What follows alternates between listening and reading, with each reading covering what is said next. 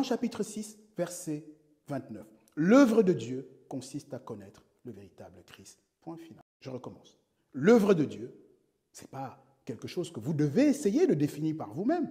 Dieu vous explique ce qu'est son œuvre. Son œuvre, c'est que tu connaisses le véritable Christ. Jean chapitre 6, verset 29. Et pour ce faire, à cet effet, il t'a donné l'intelligence pour connaître le véritable Christ. 1 Jean 5. La volonté de Dieu, elle est connue. Il ne faut pas la chercher. Il est écrit est péremptoire. C'est beaucoup plus que les prophéties de vos prophètes. C'est beaucoup plus que les prêches de vos prédicateurs, mesdames, messieurs. Il n'y a rien là de désobligeant dans ce que j'ai dit. Simplement, à un moment donné, il faut que nous disions la vérité. Et la vérité, c'est que le « il est écrit » est au sommet de la hiérarchie de toute norme et de toute source. Or, que dit Jean chapitre 6, verset 40 ? Elle nous livre la volonté de Dieu. La volonté de Dieu, c'est que tu connaisses le véritable Christ. L'intelligence pour connaître le véritable Christ. L'œuvre de Dieu, connaître le véritable Christ. La volonté de Dieu, connaître le véritable. La vie éternelle, le véritable Christ. Jean chapitre 17, verset 3. Et d'ailleurs, lui-même ne se prive pas de le dire dans Jean 14, 6. Je suis la vie. Est-ce qu'un chrétien qui a cru au faux Christ est sauvé ?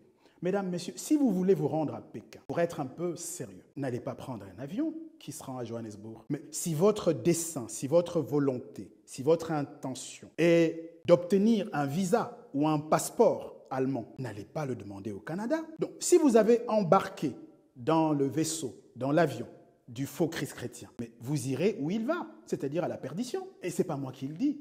Cela est dit par Paul dans 1 Corinthiens chapitre 15, versets 1 et 2, qui dit la chose suivante. L'évangile que je vous ai annoncé, par lequel vous êtes sauvés, si, S-I, si et seulement si vous le conservez tel quel. Autrement, dit Paul, vous auriez cru en... Je vais recommencer. Autrement, vous auriez cru en vain. En vain, pour rien. Zéro.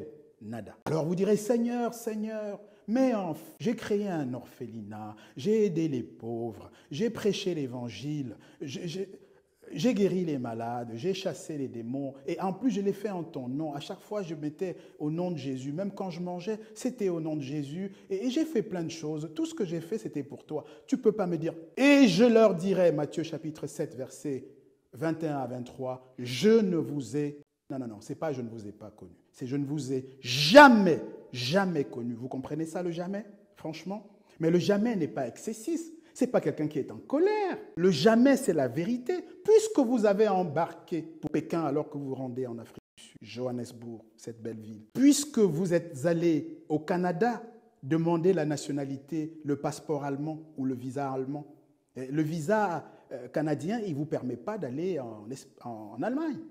Être de nationalité canadienne ne vous permet pas d'être de nationalité allemande. C'est même exactement le contraire. Donc, vous ne pouvez pas ignorer ce qui est écrit. Paul n'a pas dit que si vous confessez de votre bouche que Jésus-Christ est Seigneur, vous serez sauvés. Il a dit ça et il a ajouté. Ça, c'est Romains 10, verset 9. Il a tout de suite, quelques versets plus loin, Romains 10, 17, ajouté, à condition que ce que vous entendez, que la foi que vous aurez vienne de la parole de Christ. Parce que Jésus-Christ est la parole de Dieu. Apocalypse chapitre 19, verset 13. Alors voici ce que Jean vous dit. Celui qui ne confesse pas, quiconque, tu peux être pasteur, tu peux être prêtre, tu peux être évêque, tu peux être pape, d'accord ? Vous pourriez être archbishop, vous pourriez avoir 70 ans de ministère, vous pourriez être né chrétien, vous pourriez être le meilleur chrétien de cette terre, vous pourriez être qui vous voulez, apôtre, prophète, voir des voyances, faites tout ce que vous voulez. Il est écrit, je ne vous ai jamais connu. Cassez-vous, barrez-vous, éloignez-vous, tirez-vous. Ce Christ, ce véritable Christ, dont Pierre dit dans Acte 4, versets 11 et 12, il explique que ce Jésus-Christ, qui est la progéniture des patriarches, est celui que vous, bâtisseurs, avez rejeté, mais qui est devenu la pierre d'angle. Et il ajoute, délicieux, délicieux, irrésistible. Verset 12 de Acte. Il n'existe de salut en aucun autre nom.